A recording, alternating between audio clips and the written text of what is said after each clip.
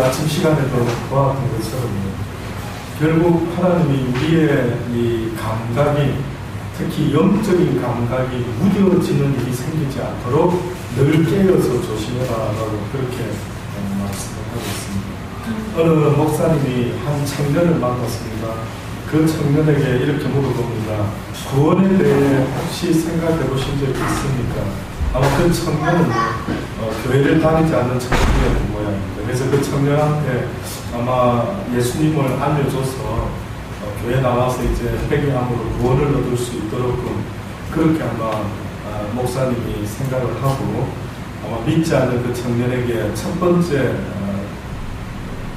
하나님을 소개하기 위해서 먼저 질문한 것이 구원에 대해서 생각해 보신 적이 있습니까? 이렇게 물어봤습니다. 그랬더니 그런 말은 잘 모르겠고요. 나 그런 문제에 대해서 별로 그렇게 생각하고 싶지 않습니다. 그렇게 이야기를 합니다. 목사님이 또 이제 물어봅니다. 만일 우리가 이 세상을 사는 동안에 하나님께서 그 아들을 죽이면서까지 우리에 대한 사랑을 보이시고 또한 변화되어 올바른 삶을 살도록 권면하시는 것을 무시한다면 하나님께서 과연 기뻐하실까요? 또 이렇게 아주 부드럽게 물어봤던 모양이죠. 그랬더니 그 젊은 청년이 한다는 말이 그런 것들이 도대체 저에게 저 삶에 있어서 무엇이 그렇게 중요하다고 제가 여기겠습니까? 저는 관심 없습니다. 라고 아주 퉁명스럽게 또 말을 합니다. 그랬더니 그 목사님이 포기하지 않고 또 꾸준히 그 청년한테 또 물어봅니다. 그러나 죄를 지은 사람이 죄를 회개하고 하나님을 섬기며 거룩한 삶을 사는 것이 올바르다는 것은 인정하시겠죠? 이렇게 또 물어봅니다. 그렇지 않습니까? 그랬더니 그 청년이 예, 물론 그것은 인정합니다. 그러나 나는 별로 그런 것이 내 마음에 사실 이렇게 썩 와닿지가 않습니다. 죄송합니다, 목사님. 하고 아마 이제 사양을 했던 거예요.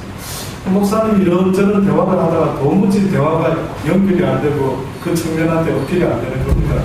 그랬을 때 이제 그 목사님이 마지막으로 그러면 이 하나님에 대한 관심을 갖도록 하기 위해서 어떻게 한 번 더 내가 무슨 질문을 할까 하고 아마 짧은 시간 잠깐 고심을 하시면서 어떤 이야기를 또 한 번 더 합니다.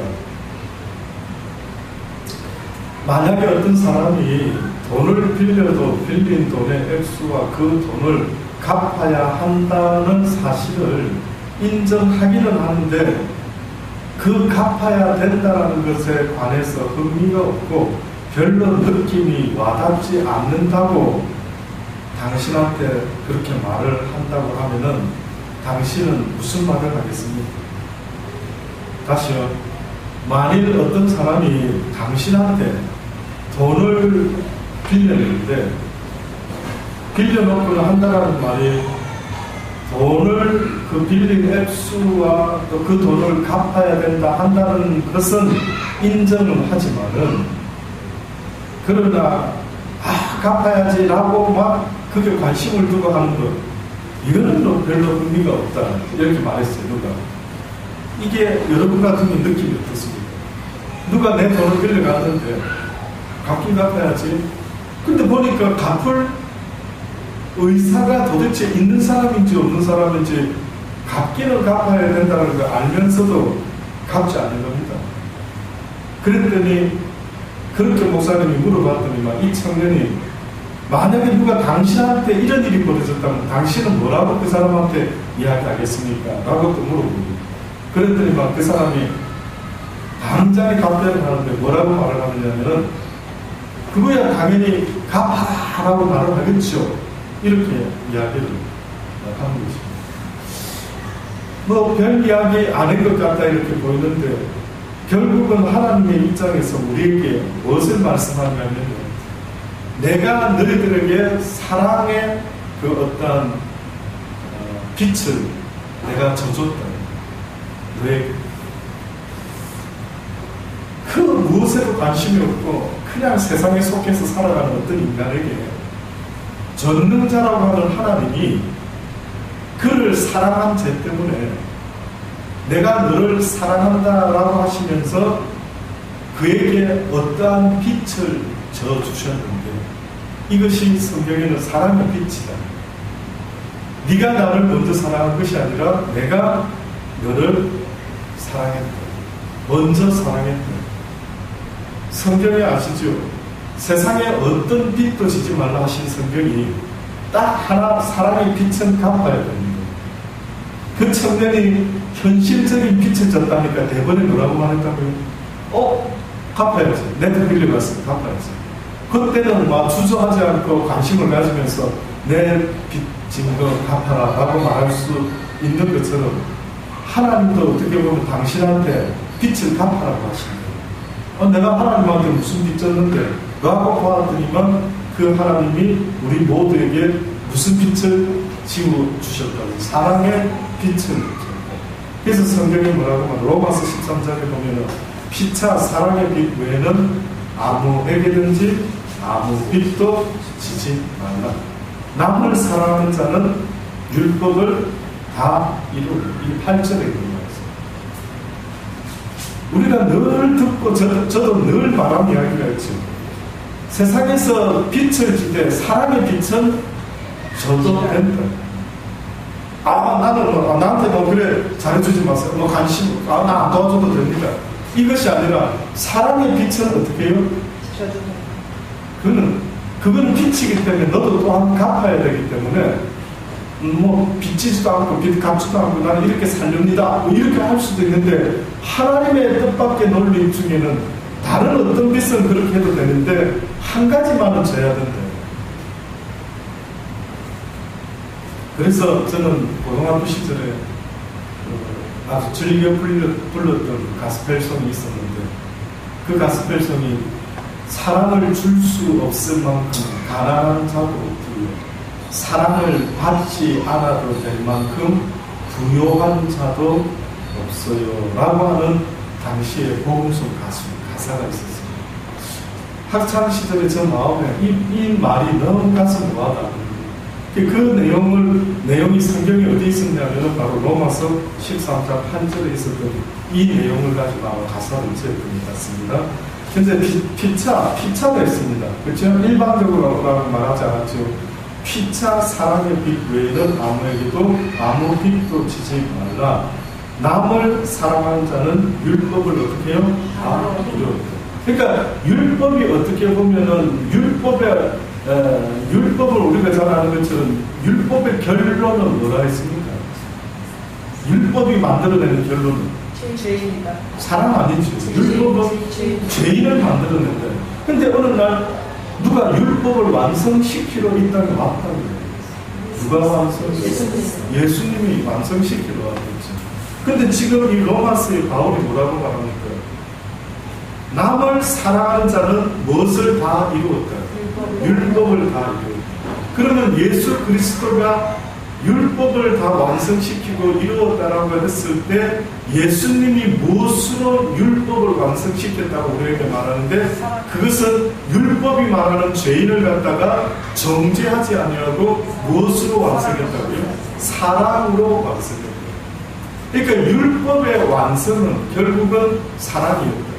율법으로 통해서 죄인이라는 것을 만들어냈지만은 그러나 그 죄인으로 끝나면은 율법이 완성되지 못한 것인데 이 율법을 완성을 시켰다라는 것은 바로 그러한 죄인을 사랑한 이 하나님의 예수님의 모습이 온전한 사랑이다라고 말씀하면서 하나님이 너희를 이렇게 사랑한 것처럼 너희도 원수까지도 사랑하라. 그리하면 하늘에 계신 너희 아버지의 아들이 될 것이다.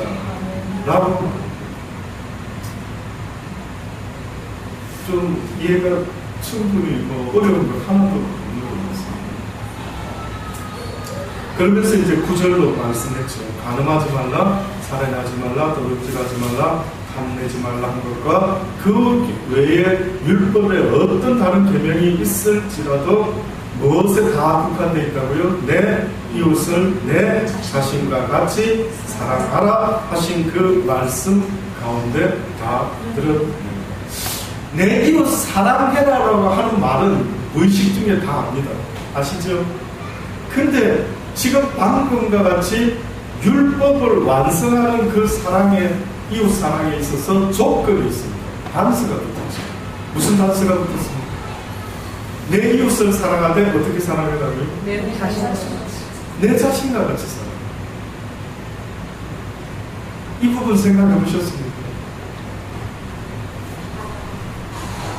내 자신과 같이.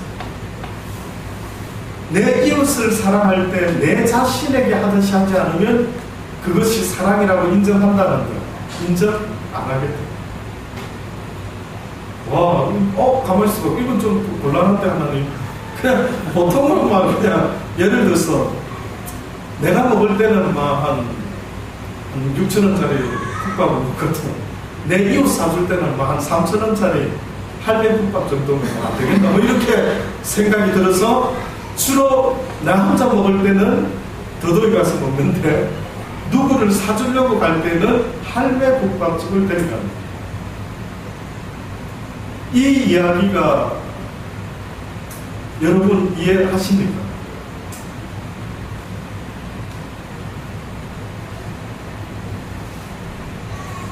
그러니까 우리가 누군가를 사랑한다라고 말할 때에 기준을 하나님이 뭐라고 지금 정해놓으셨느냐면, 사랑은 네가 지금 나중에 하나님 앞에 와가 하나님 나 이웃 사랑인 거 아시지요? 이렇게 이야기를 하고 싶으면은 어떤 기준을 가지고 지금 내가 그래 말해야 되느냐면,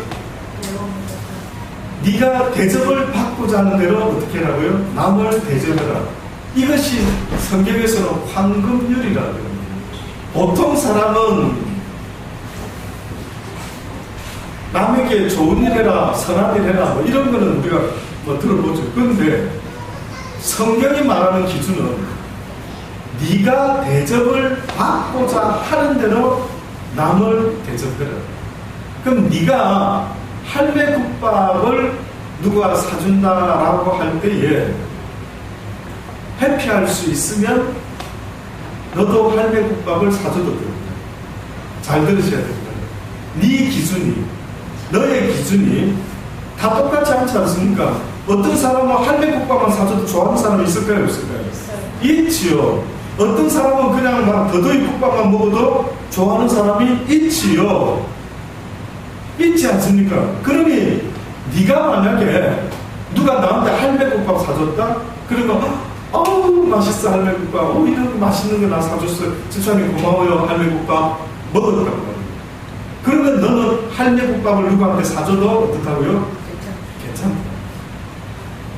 근데 누가 너한테 할매국밥을 딱 사줬는데 먹으면서 와, 이 사람 누구 무시하는 건 뭐야? 나한테는 무슨 이런 할매국밥을 다, 기분 나빠. 자, 이렇게 해놓고 자기는 누굴 대접할 때에 저기요 할매국밥 싸고 맛있습니다. 자, 이렇게 싹 전혀 상대방은 모르는 거예요. 그러면서 자기는 분명히 싫어하놓고 아이고 싸긴 싸다 뭐 이래가지고 자기도 그걸 대접한 거예요.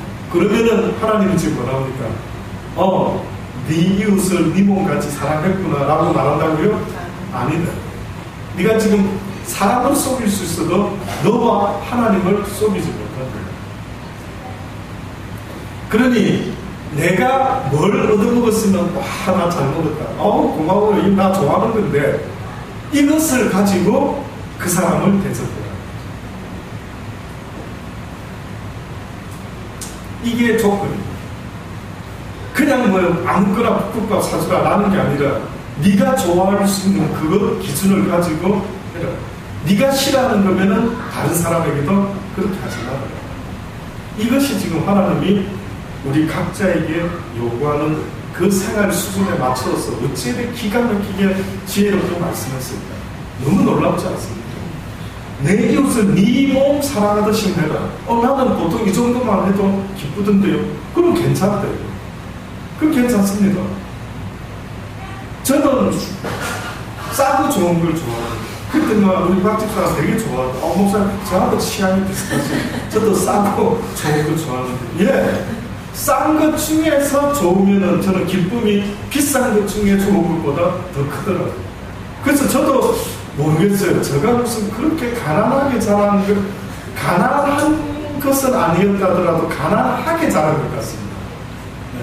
이상하게 저희 모친이 보여주신 모습은 형님 누나 입었던 짜줬던 털 세탁, 제가 막내라서 5살 차이, 저하고 누님이 6살 차이가 났어요. 그러면 저는 이 터울이 있다 보니 얻어입으려면 꼭 컸어요. 그리고 얻어입을 때쯤 되면은 세탁장이 다 닳았어요. 그럼 저희 모친은 그 세탁을 풀기 시작해요. 그래가지고 닳아서 떨어진 부분 잘라서 입고 이어가지고 그 다음에 저 옷을 만드십니다. 그러니까 저는 자라면서, 막내로 자라면서 새 것을 사서 입었던 적이 별로 없었던 것 같습니다. 내 형님 쓰던 거 물려. 그러면서 늘 들었던 이야기가 뭐였느냐면, 야, 딴 집도 막내는 다 이렇다. 그런 이야기 있잖아요. 그 딴 집도 그렇습니까? 네. 아, 그래, 맞긴 맞았네. 그래서 자라면서, 야, 다른 집도 막내도 다 그렇다. 아무 소리 하지 말고 그냥 주는 거 입어라. 이렇게 저는 자라고. 그러니까 제가 지금 가만히 생각해, 내가 왜 이렇게 좋고 비싼 거를 왜 못 입지? 왜 이렇게 부담스러워하지? 나를 가만히 돌아보니 고기도 뭐 한 사람이 먹는다고 하면 먹어보면 고기도 먹는. 그러니까 어렸을 때 좋은 거 먹어본 놈이 어떻게 보면은 그냥 추정하지 않고 좋은 거 촥 해서 딱 먹는 거 보니까 그게 진리인 것 같아요. 이상하게 저는 그걸 못하는 거예요. 보니까 저 자신을 보니까. 그래서 나한테는 이렇게 하지 못하는 그게 왜 그럴까 생각해보니 내가 자랄 때에 그러한 어떠한 상황 속에서 살았다 보니 아마 그러지 않았는가라는 생각이 들더라고요. 어쨌든 그런 환경에서 자라서 뭐 그렇게 한다면 하나님은 네 기준에서 내 이웃을 네 몸과 같이 사랑해라. 자, 이제 그리고 또 한 가지 더가 남았습니다. 저는 중고라도 깨끗하고 하면은 없는 것보다 너무 좋아했습니다. 근데 어떤 사람이요, 자기 수준에서 나한테 그런 나처럼 중고를 가지고 예를 들어 뭘 이렇게 사줬습니다. 그런데 내 레벨에서 딱 보니까 수준이 좀 떨어져요. 자, 이런 일이 벌어졌습니다. 내 레벨에서는 수준이 떨어졌는데 그 사람은 자기가 한다고 하면서 나름대로 중고로 할지라도 해서 선물을 했어요. 그렇죠? 그 선물을 받았을 때 여러분의 기준에 미치지 못하는 선물을 받았을 때 혹 여러분은 어떤 마음을 느끼십니까?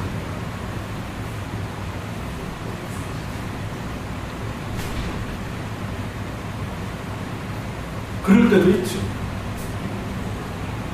자, 잘 들어보십시오. 지금 성경이 내 이웃한테 할 때는 네 기준으로 해라 했어요. 그렇죠? 그리고 내 기준으로 했어요. 네 몸 사랑하듯이만 해라. 근데 내 이웃의 수준이 내 몸 수준하고 조금 다르단 말이에요. 이 양반은 딱 대접을 받아보니까 내 수준하고 너무 낮아. 그럼 받은 입장에서 어떻게 생각하면 좋겠는가 이거죠. 그래도 감사하게 받아야지. 그렇죠. 감사하게 받아야 되는 건 맞죠. 근데 만약에 딱 받았습니다. 누군가가 자기 나름대로의 성의를 가지고 뭔가를 이렇게 뭘 사주든지 대접을 했습니다. 근데 내가 그것을 받는 내 마음이요. 내 수준에 미치지 못하는데 이게 뭐야? 라고 만약에 제가 그런 마음을 먹고 있는 상태의 사람입니다, 지금. 자, 그리고 나는 어떤 사람일 것 같습니까? 하나님 앞에서.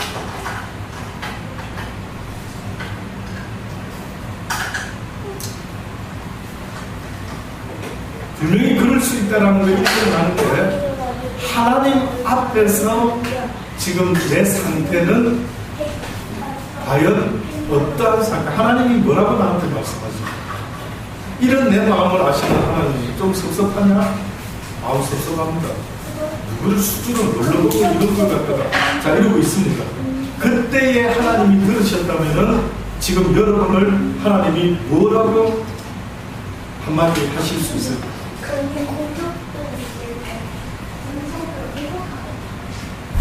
자, 이걸 갖다가 성경에서는 뭐라고 말씀을 하느냐면은 네 마음의 레벨이 참으로 높구나.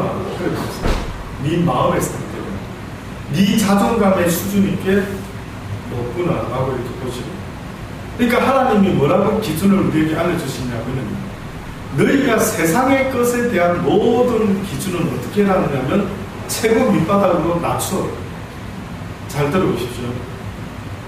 주님은 이러십니다. 한 번씩 네가 나를 만나고 싶으면 그러면 낮고 낮은 자리로 내려오라. 그러면 내가 거기서 너를 기다리겠다. 너를 만나겠다. 네 마음을 낮추어서 네 마음이 어떠한지 나 여호와가 이스라엘 백성들을 통해서 광야 생활을 통해서 그들의 마음을 낮추어서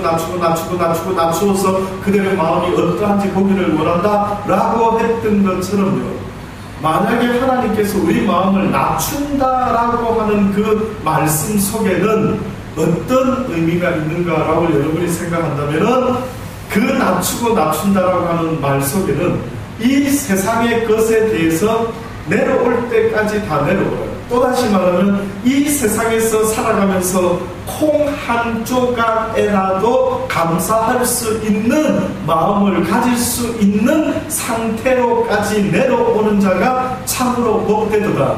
그는 이 세상을 살아갈 때에 그렇게 마음이 낮아진 상태가 되었다 한다면 그는 그의 마음의 감사와 평안을 뺏어갈 것이 세상에는 아무것도 없다. 그러니까 그리스도로 인하여 감사와 기쁨의 모든 기준이 정해질 수만 있다면 세상의 어떤 것으로도 내가 불만족할 수가 없도록만 만들어낸다면 그 사람이 복되고 복되다. 그러면 이제 그리스도로 만족한 사람, 그리스도의 사랑을 배운 사람은 세상의 그 어떤 것에 의해서 마음 뺏기지 아니하고, 누가 콩 한 조각을 준다 하더라도, 라면 한 그릇을 먹는다 하더라도 감사가 나올 수 있는 사람의 마음 상태가 바로 성경이 말하는 것처럼 네 마음을 내가 낮추어서 어디까지 내려간 마음을 만들기를 원하느냐 하면은 세상의 어떤 것에도 감사할 수 있는 조건, 자족할 줄 아는 사람. 그래서 이스라엘 백성들이 감사할 만한 것에는 감사했지만 도무지 감사할 수 없는 어떤 내 기준의 생각에서 그들은 불평불만을 했는데, 그 기준을 하나님은 어떻게 하라고요? 세상의 눈은 낮추고 하나님의 영의 눈은 어떻게 해요? 높여서 봐. 눈을 활짝 열고 하늘의 것을 봐.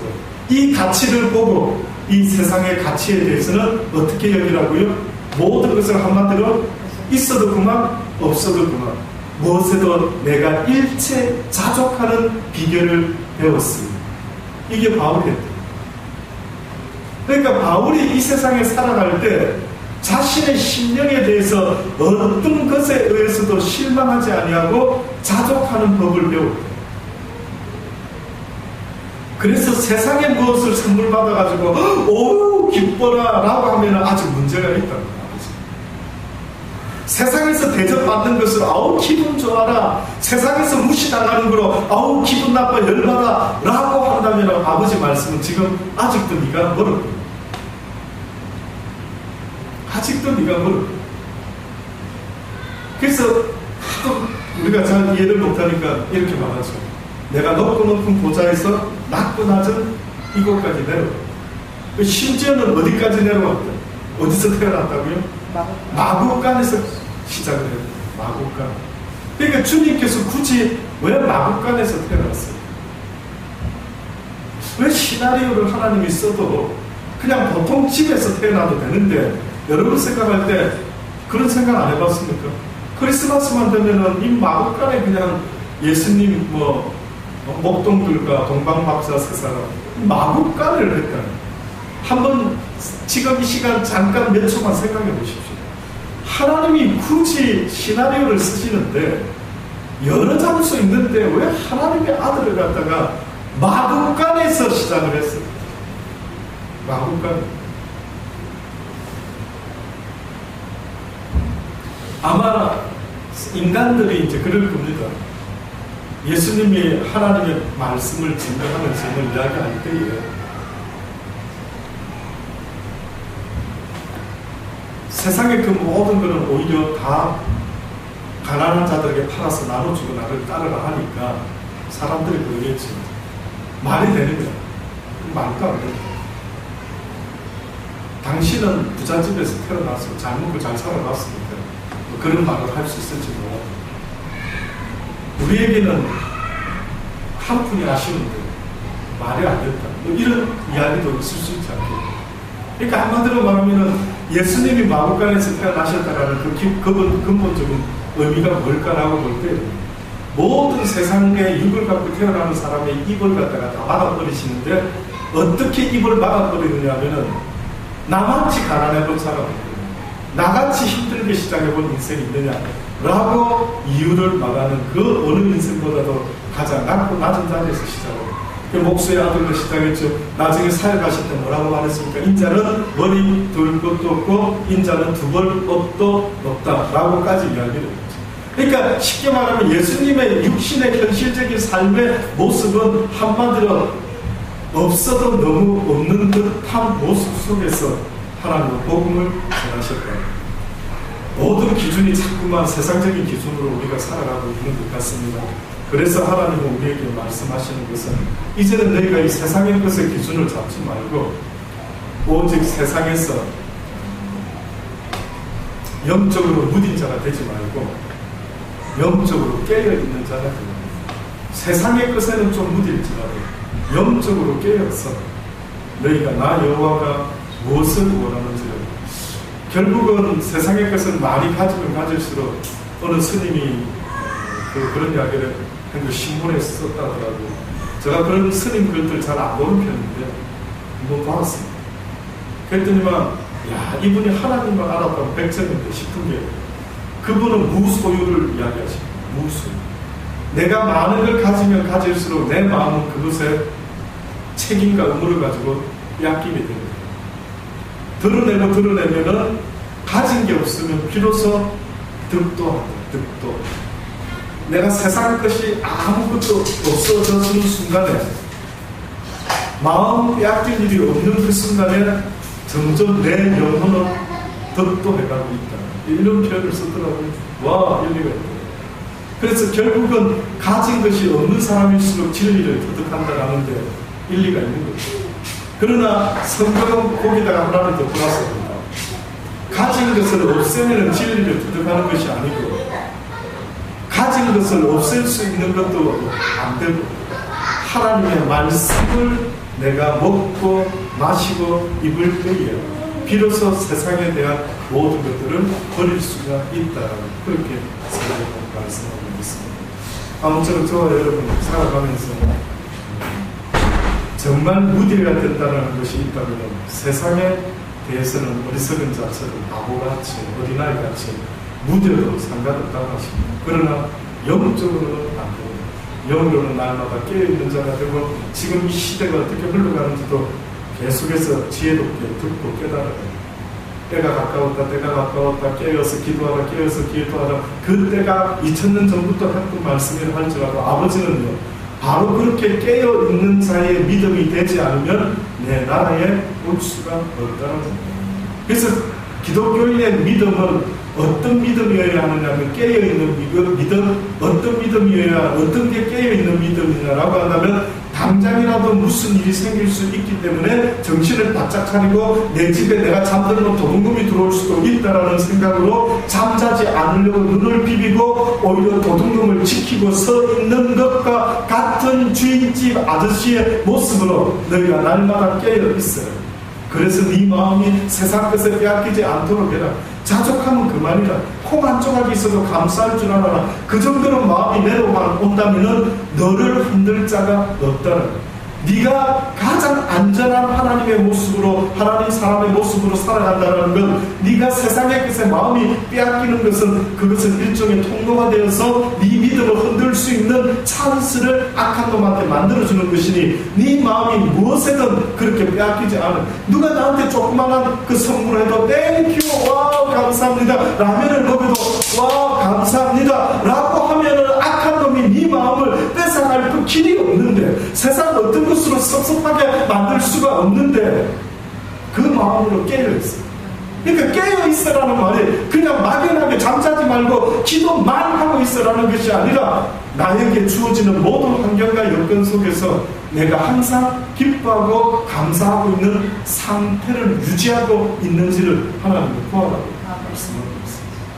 아무쪼록 여러분 매 시간마다 듣는 이런 말씀들이요, 또 비슷한 말 수도 있지만 저는 그렇게 생각하지 않습니다. 내가 평생 잊지 말고 또 깨달고 또 깨달고 또 밥 먹어야 되고 또 밥 먹어야 되는 것처럼 항상 그 말씀이 내 영혼의 양식이 되기를 주의 이름으로 권면합니다. 아멘. 기도하시겠습니다. 하나님, 그렇습니다. 깨어있는다라는 것이 육적으로는 자족하며 무딘 자가 될 수 있어도 상관이 없을 것 같습니다. 세상의 유행에도 무딘 자가 되어도 상관없을 것 같습니다. 그러나 오늘도 하나님에 대해서는 날마다 깨어있는 자가 되기를 원합니다. 세상의 것에 파묻혀가지고 잠자는 자 되지 않게 도와주옵소서. 세상에 먹고 마시는 이야기 속에서 이불을 덮고 잠자고 있는 그러한 어리석은 자의 모습이 되지 않기를 간절히 바라고 합니다. 세상 사람들은 먹고 마시고 있는 이야기를 하는지 몰라도 하나님을 아는 저희들은 이제는 그런 이야기에서 벗어나게 하여 주옵소서. 오직 주의 말씀으로 주님을 바라보며 세상을 이기며 깨어있는 자의 모습이 되게 하여 주옵소서. 이 귀한 말씀들을 가슴에 붙잡고 오늘 이 시간 하나님께 기도할 수 있는 귀한 은혜의 시간 되기를 다 같이 기도하십니다.